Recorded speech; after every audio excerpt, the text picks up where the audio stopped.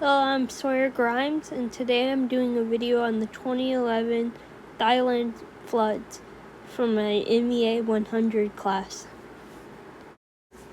In this video, we will be covering causes of the flood, space and time, mitigation and adaptation, social and economic effects, sources. Causes of the flood.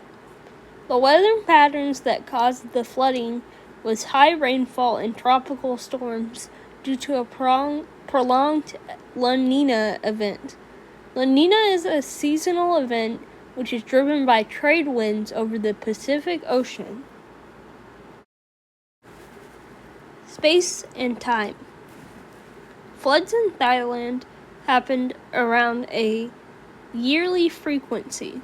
However, floods of the magnitude of the 2011 floods only happen around every 10 to 11 years because of the severity of the event.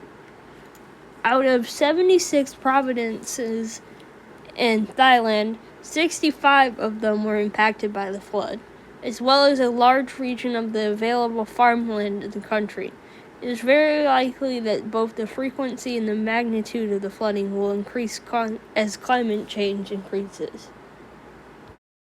Mitigation and adaptation.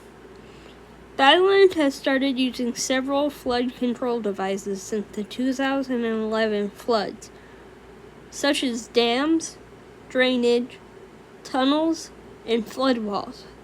Thailand has also instituted rules and regulations on buildings, land use, and dwellings via the Flood Control Center and the National Disaster Warning Center. Societal and economic effects. 13.6 billion people were affected by the 2011 Thailand floods, with around 2,632 houses being destroyed and around 815 deaths.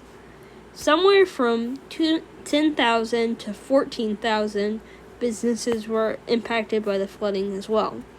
It destroyed millions of hectares of farmland, destroyed rice fields, and killed livestock.